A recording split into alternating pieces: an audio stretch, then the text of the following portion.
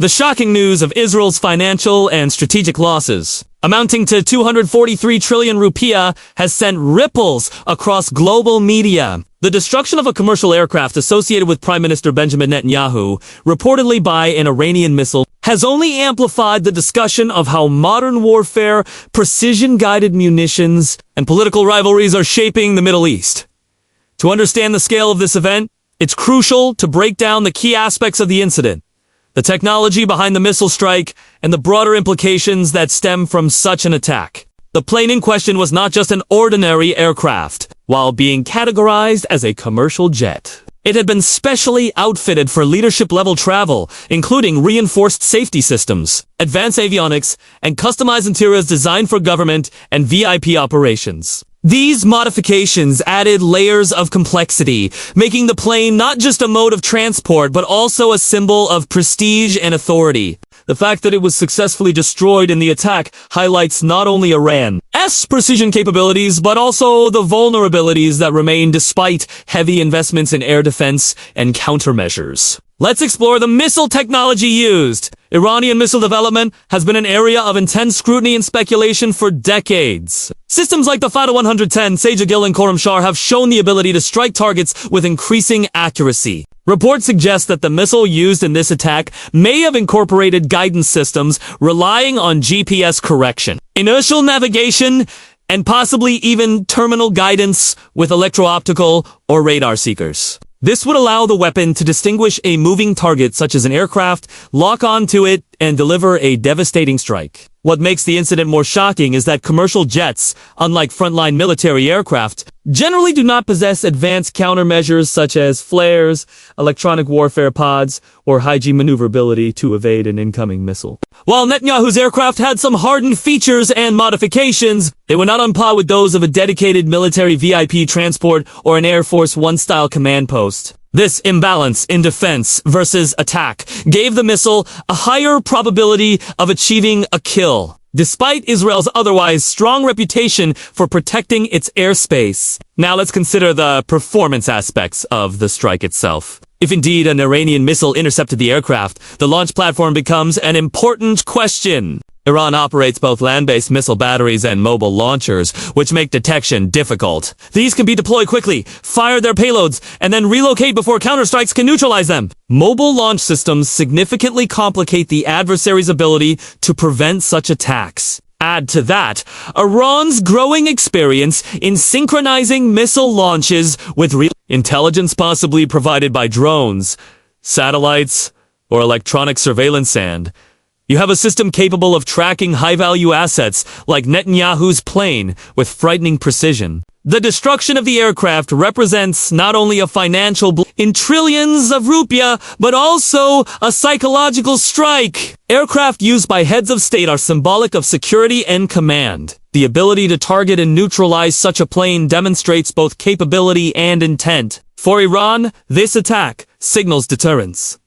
A clear message that no symbol of power, however heavily guarded, is beyond reach. For Israel, it raises troubling questions about the adequacy of its multi-layered defense shield, which includes systems like Iron Dome, David's Sling, and Arrow. These are designed to intercept rockets, drones, and ballistic missiles. Yet, a direct strike on a VIP aircraft shows gaps that can be exploited when the element of surprise is combined with high-tech weaponry. From a design perspective, the aircraft Netanyahu used was a modified commercial platform, likely based on Boeing or Airbus models. Such jets are engineered with long-range performance, fuel efficiency, and passenger comfort in mind. Their engines provide the thrust for intercontinental operations, while their avionics suites ensure safety and redundancy. However, when pressed into government service, these aircraft often undergo reconfiguration, encrypted communications systems, radar-absorbing paints, limited countermeasures, and specialized seating arrangements. Still, their airframe and operating envelope remain commercial in nature, which makes them far less survivable in a contested airspace than hardened military transports or stealth-based designs. When discussing unique selling points in this case, it's Worth noting how Iran's missile capabilities themselves act as a form of deterrent advertisement. By successfully targeting and destroying such a high-profile asset, Iran demonstrates not only to Israel but to regional rivals like Saudi Arabia and global actors like the United States that its arsenal can reach valuable targets. This is not just about destruction. It's about credibility. Every demonstration of accuracy builds Iran's claim that its missile technology is reliable, deployable, and strategically impactful. On the Israeli side, the unique selling point has always been its multi-layered air defense. Systems like Iron Dome are globally recognized for intercepting short-range rockets with incredible efficiency. David's Sling bridges the gap against medium-range threats. While Era 3 is designed to neutralize ballistic missiles even outside the atmosphere, the destruction of Netanyahu's aircraft challenges this layered defense narrative. How could such advanced technology, with radar networks, early warning systems, and interception layers, fail to protect one of its most important figures? The answer may lie in the simple truth that defenses are never absolute. Attackers continually adapt, seeking out blind spots, weaknesses, or moments when defenses are stretched thin. Financially, 243 trillion rupiah translates into billions of dollars. The direct value includes the cost of the aircraft itself, its customizations, and operational losses. But beyond that lies the indirect cost. Damage to prestige, shaken confidence in national security, and the ripple effects across markets and alliances.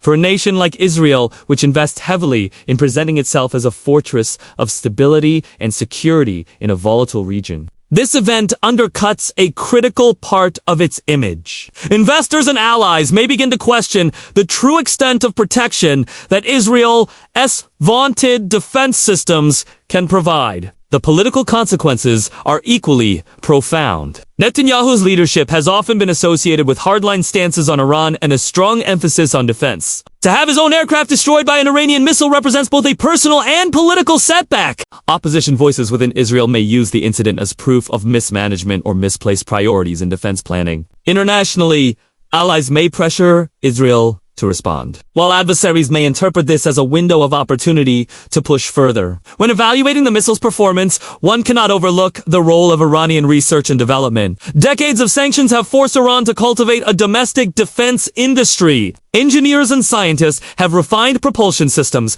warhead designs, and guidance technologies. Solid fuel motors now allow missiles to be launched with minimal preparation, reducing vulnerability to preemptive strikes. Re-entry vehicle designs enhance penetration capabilities, and warheads can be equipped with fragmentation or high explosive charges to maximize destruction against aerial and ground targets. The destruction of Netanyahu's plane showcases how far this indigenous capability has come. From a layman's perspective, the idea of a missile bringing down a large jet may sound simple, one fast-moving object intercepting another.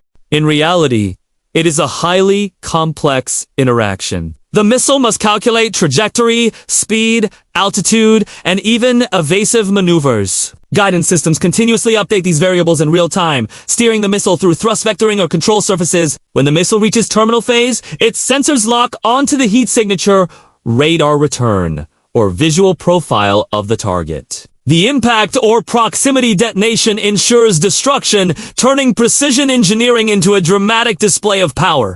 For Israel, the destruction of a symbol like Netanyahu's plane forces a re-examination of its defense doctrine. Will the country invest even more heavily in next-generation systems such as directed energy weapons, satellite surveillance, or hypersonic interceptors? Or will it reconsider the balance between offensive and defensive postures, perhaps choosing to deter future attacks through the threat of overwhelming retaliation rather than relying solely on protective shields?